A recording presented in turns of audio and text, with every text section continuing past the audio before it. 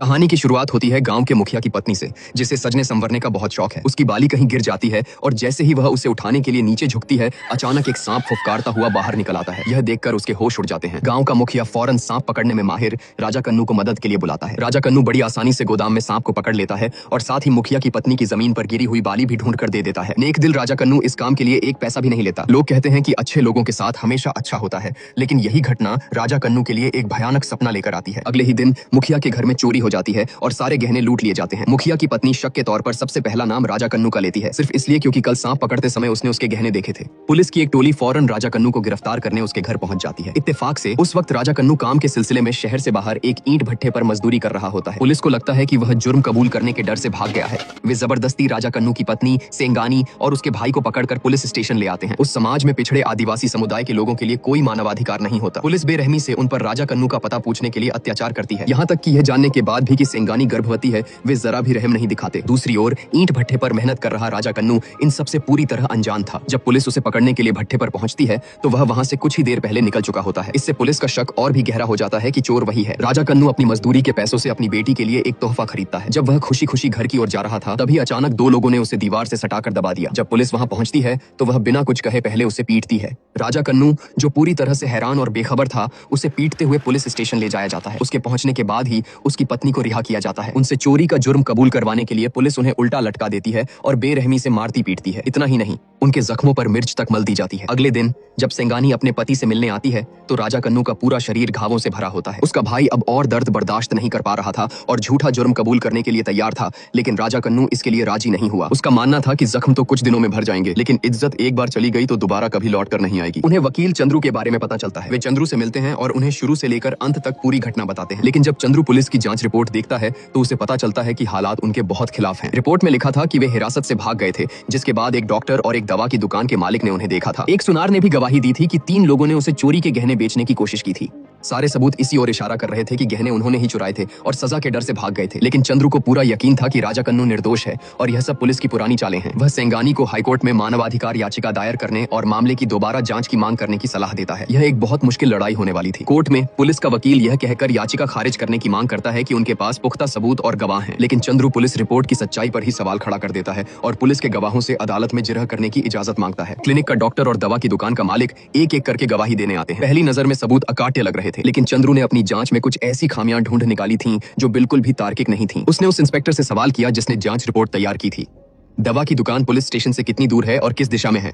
मामले की इन बारीक जानकारियों के बारे में पूछे जाने पर इंस्पेक्टर एक भी सवाल का जवाब नहीं दे पाया। यह साफ था कि पुलिस ने बिना कोई जांच किए ही रिपोर्ट तैयार कर दी थी। चंद्रू अदालत को बताता है कि उसने खुद उन जगहों की जांच की थी। क्लिनिक पुलिस स्टेशन के पूर्व में था और दवा की दुकान पश्चिम में। अगर वे भगोड़े होते तो अलग अलग दिशाओं में क्यों भागते। इसके बाद चंद्रू जांच रिकॉर्ड की 2 फोटोकॉपी पेश करता है और साबित करता है कि 2 अलग अलग लोगों के बयान एक ही व्यक्ति की लिखावट में लिखे गए थे। इस सबूत के साथ उसने यह साबित कर दिया कि पुलिस की जांच रिपोर्ट पूरी तरह से मनगढ़ंत और जाली थी, जिससे पुलिस के सारे दावे एक झटके में खारिज हो गए। जब इंस्पेक्टर को लगा कि अब झूठ छिपाया नहीं जा सकता तो उसने रिपोर्ट में जालसाजी करने की बात स्वीकार कर ली। दूसरे गवाहों ने भी मान लिया कि उन्होंने पुलिस के दबाव में आकर झूठी गवाही दी थी। पुलिस का बुना हुआ झूठ का जाल सबके सामने तार तार हो गया और अदालत में उनकी बहुत बेइज्जती हुई। अब इस मामले की जांच और भी ऊंचे पद के पुलिस अधिकारियों तक पहुंचने वाली थी। यह देखकर पुलिस ने एक और घिनौनी चाल चली। सेंगानी पर केस वापस लेने का दबाव बनाने के लिए उन्होंने दिन दहाड़े उसकी बेटी को अगवा कर लिया। जैसे ही सेंगानी उसे बचाने के लिए आगे बढ़ी, एक बस ने उसका रास्ता रोक लिया। जब सेंगानी पुलिस स्टेशन पहुंची तो इस मामले से जुड़े 3 पुलिसकर्मियों ने उसे धमकाने और फुसलाने की कोशिश की। उन्होंने सेंगानी को पैसे का लालच देकर केस वापस लेने को कहा, लेकिन सेंगानी ने एक भी पैसा लेने से इनकार कर दिया। उसे सिर्फ अपना पति वापस चाहिए था। यह सुनकर इंचार्ज गुस्से से आग बबूला हो गया और बोला कि जब तक वह समझौते के कागज पर दस्तखत नहीं करेगी उसे जाने नहीं दिया जाएगा। तभी उसे अपने बड़े अफसर का फोन आया, जिसने उसे फौरन सेंगानी को छोड़ने और पुलिस की गाड़ी में घर वापस भेजने का आदेश दिया। दरअसल बेटी के अगवा होने के तुरंत बाद सेंगानी ने यह बात वकील चंद्रू को बता दी थी। चंद्रू ने अदालत के जरिए पुलिस पर दबाव बनाया, जिसके कारण इंचार्ज को मजबूरन उन्हें छोड़ना पड़ा, लेकिन सेंगानी ने पुलिस की गाड़ी में बैठने से साफ इनकार कर दिया। वह उन्हें किसी भी हाल में यह उम्मीद नहीं देना चाहती थी कि वह केस वापस लेगी। मामले की सुनवाई फिर से शुरू हुई और इस बार पुलिस अधीक्षक खुद अदालत में मौजूद था। पुलिस ने एक नया और महत्वपूर्ण गवाह पेश किया। यह उस जगह का मालिक था जहां राजा कन्नू का भाई काम करता था। मालिक ने गवाही दी कि उसके पास भाई का फोन आया था। फोन पर भाई ने कहा था, हम पुलिस की पकड़ से भाग निकले हैं और शहर छोड़ दिया है, घर पर बता देना कि चिंता न करें। मालिक ने जोर देकर कहा कि भाई उसके पास 10 साल से काम कर रहा था, इसलिए वह उसकी आवाज पहचानने में कोई गलती नहीं कर सकता। इसके बाद उसने एक और चौंकाने वाली बात बताई। उसने यह जानकारी पहले ही सेंगानी को दे दी थी। यह सुनकर चंद्रू सन्न रह गया। इतनी जरूरी जानकारी सेंगानी ने उससे छिपाई थी। जो केस वे जीतते हुए दिख रहे थे वह अचानक उनके खिलाफ पलट गया। बाद में पता चला कि गाँव के एक शिक्षक ने सेंगानी को यह बात छिपाने की सलाह दी थी। उसे डर था कि अगर वकील को इस फोन कॉल के बारे में पता चला तो वह यह केस लड़ने से मना कर देगा। इस धोखे से चंद्रू को बहुत गुस्सा आया। उसे लगा जैसे किसी ने उसका मजाक बनाया हो और उसे यह भी शक होने लगा कि शायद राजा कन्नू सच में जुर्म करके भागा है। उसने गुस्से में केस की फाइलें फाड़ दी और यह मामला छोड़ने का फैसला कर लिया। तभी शिक्षक ने उसे बताया कि राजा कन्नू का भाई तो अनपढ़ है, वह अक्षर तक नहीं पहचानता, तो भला वह फोन कैसे कर सकता था। दोनों के बहुत अनुरोध करने पर चंद्रू ने मामले की जांच जारी रखने का फैसला किया। उसने उस जगह के सारे फोन कॉल रिकॉर्ड निकलवाए और एक एक करके उनकी जांच शुरू की ताकि यह पता चल सके कि भाई ने किस जगह से फोन किया था। आखिरकार उन्हें एक फोन बूथ पर शक हुआ। वे फौरन रात में ही उस जगह के लिए निकल पड़े, लेकिन बूथ का मालिक 1 महीने पुरानी बात को याद नहीं कर पा रहा था। उनके पास आसपास के इलाके में सुराग ढूंढने के अलावा कोई और चारा नहीं था। उस रात सेंगानी ने अपनी गलती के लिए माफी मांगी और चंद्रू ने उनके लिए जो कुछ भी किया था उसके लिए उसका धन्यवाद किया। उसने कहा कि उसके पास सबसे कीमती चीज सिर्फ उसका हार है जो राजा कन्नू ने उसे शादी पर दिया था और वह उसे फीस के तौर पर चंद्रू को देना चाहती है। लेकिन चंद्रू इंसाफ के लिए लड़ने वाला वकील था। वह इस तरह के मामलों के लिए कभी कोई फीस नहीं लेता था। चंद्रू और सेंगानी की मेहनत और लगन ने फोन बूथ के मालिक को बहुत प्रभावित किया। अगली सुनवाई में वह खुद राजा कन्नू का गवाह बनकर अदालत पहुंच गया। मालिक को वह दिन अच्छी तरह याद था क्योंकि जिस फोन बूथ में सिर्फ एक आदमी के खड़े होने की जगह थी उसमें 3 लोग घुस गए थे। उसने अदालत में उन तीनों को पहचान भी लिया। ये वही 3 पुलिस वाले थे जो राजा कन्नू से पूछताछ कर रहे थे। इस आरोप का सामना करने पर पुलिस इंचार्ज ने सच कबूल कर लिया। उसने बताया कि उन पर बड़े अफसरों का भारी दबाव था, लेकिन वे असली मुजरिम को ढूंढ नहीं पा रहे थे, इसलिए उन्हें मजबूरन राजा कन्नू का भाई बनकर फोन करना पड़ा। पुलिस का एक और झूठ और एक और घोटाला सबके सामने आ चुका था। जज ने चंद्रू की याचिका स्वीकार कर ली और इस मामले की फिर से जांच करने के लिए दूसरे इलाके के एक बड़े पुलिस अफसर को नियुक्त किया। शुरू में उस बड़े अफसर ने भी चंद्रू को यह केस छोड़ने की सलाह दी, लेकिन जब चंद्रू उसे गांव लेकर गया और वहां के लोगों की हालत दिखाई तो उसका मन बदल गया।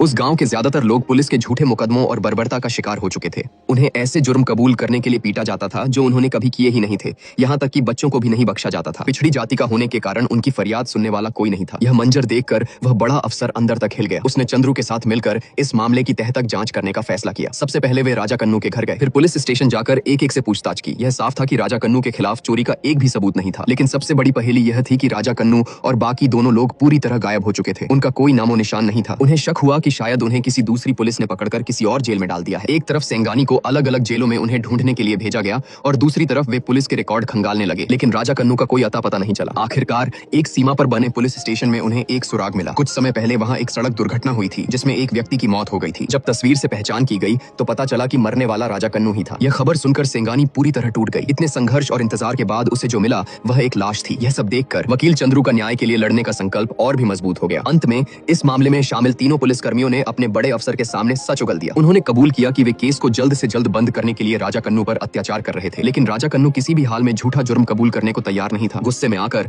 उन्होंने उसे पीट पीट कर मार डाला। अपना जुर्म छिपाने के लिए उन्होंने राजा कन्नू की लाश को एक गाड़ी में डाला और उसके दोनों भाइयों को भी साथ ले गए ताकि यह कहानी बना सकें कि तीनों जेल से भाग गए हैं। फिर उन्होंने डॉक्टर और दवा की दुकान के मालिक को रिश्वत देकर झूठी गवाही दिलवाई।